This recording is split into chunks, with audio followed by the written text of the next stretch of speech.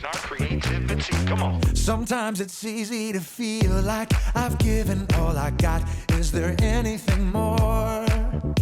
I get down, get stuck, boxed in, locked up. I gotta get moving, moving. Gotta get moving, moving. And all I see right in front of me are endless possibilities. Birds flying high and the planets in the sky. So creative, so innovative. How the river flows and how the grass grows. So creative, so innovative.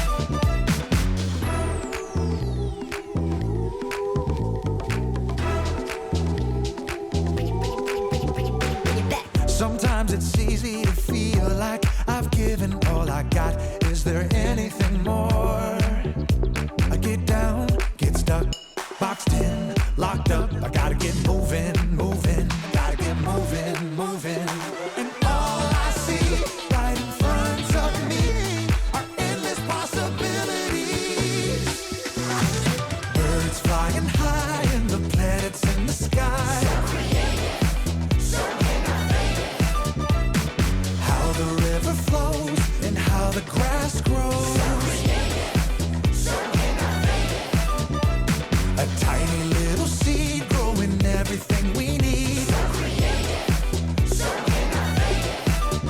Turning sound into a song makes me wanna sing along. So creative, so innovative. All these things, they show me who you are. I'm made by you, created for you, and I'll share you with the world.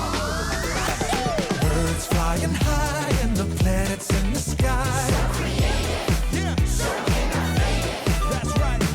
How the river flows and how the grass grows. So innovative.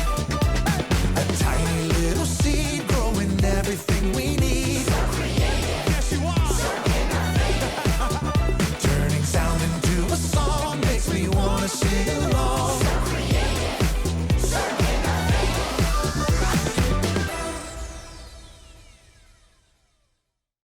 Ooh, yellow is such a happy color. Hey, green, don't be jealous of how happy yellow is. You're just as awesome. Welcome to Story Lab. This week, we're talking about creativity, while we take a look at the story of a prisoner who used what God gave him to solve a huge problem. Hello, Red. Wait.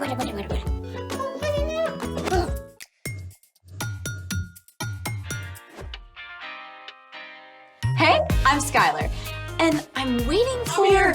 I'm here. I'm Sebastian. Okay, great. Today, we're talking about creativity, which is using your imagination to do something new. What do you have here? A bag of gold. Actually, corn can come in many colors besides yellow. Black and brown. Red and orange, Green and blue. even purple and pink. There are many colors, but this corn is yellow. But why have you brought in the corn? Well, I was at the store and they had so much and they were selling it at a really low price, and I thought we could use it for today's activity. Or someday. It's just that I also went to the store that was having a sale on something. Food coloring. We use a lot of food coloring around here. Right? But they had all 7 colors of the rainbow, and I thought we could use those for our activity today. We have a problem. I guess we didn't plan very well. Maybe we could use our imaginations to find a solution. What's something we can make that uses both corn and food coloring?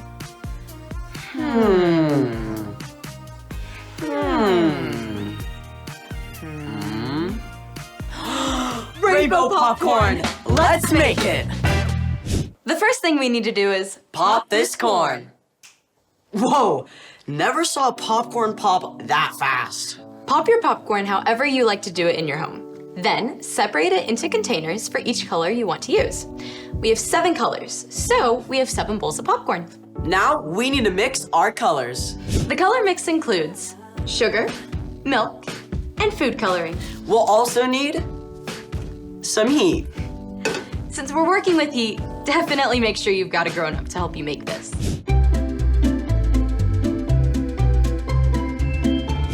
Let's mix our colors. First, we need 1/3 cup of sugar. I love sugar. Me too, maybe a little too much. And we pour it in. Next, you need 2 tablespoons of milk. 1. Ooh. And 2. Finally, we'll need the food coloring. Let's start with purple. Yes, purple. Alrighty. Mix while you add the color. Add as much as you need to make sure you get the color you want. 3 to 4 drops. That purple looks amazing. You want to mix until you can't quite see the sugar granules anymore. It might take 2 or 3 minutes. When it's ready, we add the popcorn to the color, 2 to 3 cups at a time. And we stir quickly to spread the color around. All right, ready? 3, 2, 1, go. Let's go.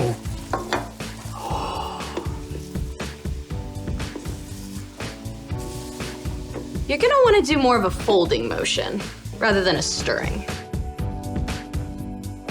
Wow, this looks delicious. Can we eat it now? We actually have to wait for the sugar to cool and harden. Okay, speaking of waiting, it's time for... The story before the story. Today, we're in book 1 of the Old Testament, Genesis. God created this amazing world, but people turned away and broke their relationship with God. But God had a creative plan. God promised to restore people to relationship through Abraham and Sarah's family. One of Abraham's great-great-grandsons was Joseph. God had given Joseph a gift for understanding dreams, but this gift got him into trouble with his brothers. Long story short, they sold him to be enslaved in Egypt. Even worse, Joseph was lied about and thrown into Pharaoh's prison. But God had also given Joseph the gift of wisdom and the ability to lead others. So, even though he was in prison, Joseph was placed in charge of all the other prisoners. Which is where our story starts. Take it away. Hey everyone, I'm Erica. Hey, Erica. Joseph must have felt like he had a world of problems on his back, but he was about to face a challenge bigger than being in prison.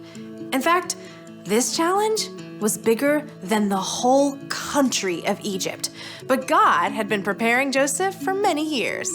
One day, Joseph saw that 2 of the other prisoners were upset. What's wrong? Are you okay? We both had dreams last night that have left us confused. Yeah, we can't figure them out. Because of his gift from God, Joseph was able to understand what the dreams meant, and everything Joseph told the 2 men came true. One of the men, the Pharaoh's drink taster, was released from prison just 3 days later. Before he left, he promised to tell Pharaoh about Joseph. But the drink taster forgot. Years went by. Yes, years.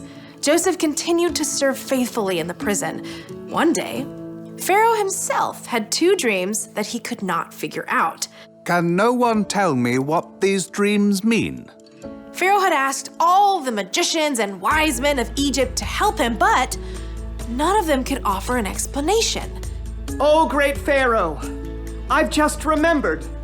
2 years ago, you were angry and put me in prison. While I was there, I had a dream, and a young Israelite man told me what it meant. Everything he said came true. Guards, bring me this Israelite at once. Joseph was given clean clothes and a haircut and presented to Pharaoh. I've heard you can interpret dreams. I can't do it. My God is the one who knows what dreams mean. Good enough for me. Here is my first dream. I was standing at the edge of the Nile River. 7 healthy cows came out of the water and started to eat. Then 7 bony, unhealthy cows came out of the water and ate the healthy cows, but stayed just as bony as they were before. Pharaoh also explained the second dream, in which the same thing happened with heads of grain. Now, young man, what do you say? God had given Joseph a gift, and Joseph had practiced for many years. He was ready. Both of Pharaoh's dreams mean the same thing. God is showing you the future. The 7 healthy cows and heads of grain represent 7 years where you will have plenty of food to harvest, more than you'll need. And the 7 skinny cows and dried up heads of grain represent 7 years of famine and hunger. Then, God gave Joseph a creative idea. You should find a man who is wise, understanding, and trustworthy. Put him in charge of all the food in Egypt. During the 7 years of plenty, he should gather and store it up. Then, during the years when there is very little, you'll have plenty to share. Pharaoh looked at Joseph in amazement. I think you are that man. Your God, who has given you this understanding, will be with you. So, I will make you second in command of all of Egypt. Joseph was given finer robes and even Pharaoh's official ring. He had been enslaved or in prison for more than 10 years, yet now he was the second most important person in the whole land. During the next 7 years, Joseph traveled all over, making sure grain was stored up. Huge amounts of grain. So much grain, they couldn't even count it. Then, the famine came. No one could find enough to eat in Egypt or the lands beyond. People came from everywhere to beg Pharaoh for food. And he sent them to Joseph, who provided what each family needed to live. Even Joseph's own family came from Canaan in search of food. And in the end, the creativity God gave Joseph helped save Joseph's family from starvation too. The end. So, was this a brand new way of storing food that Joseph invented? Well, the Egyptians have never needed to store up this much food for so long. I mean, I can't imagine where I want to put all my popcorn for the next 7 years, along with all the other food. So, What's our part in the story? You may never be imprisoned unfairly or asked to appear before a king, but we all encounter problems to solve in our daily lives. Some can seem smallish, and some can seem really big. Like if I have a disagreement with one of my friends on how to play a game. You can use the creativity God's placed inside you to figure out a new way to play together. I feel like I'm not always that good at that kind of problem solving. Well, remember that God has always been in the business of problem solving. Even when we turned away, God sent Jesus to restore our relationship with God. We're each made in God's image, so we can reflect that problem-solving creativity. But it does take practice. Joseph had to practice his gifts for years before he found himself in front of Pharaoh. So, what if I don't know what my gifts are? Well, you can use your imagination to help you figure this out. Think of things you do that seem to make others happy. Maybe writing a story or planning a party. I like making snacks for my friends. I like helping people organize things. Sounds like you're on the right path. See you next time. Bye. Bye, Erica. So here's the thing. You can use what God gave you to solve problems. Just like Joseph did. Just like we used our imagination for Rainbow popcorn. Do you think we should eat it all now or save some for later? We should definitely save some for later, or you're gonna need a creative solution for a tummy ache. Yum. Thanks for joining us in the Story Lab. See you next time. Let's go. Yes. First time.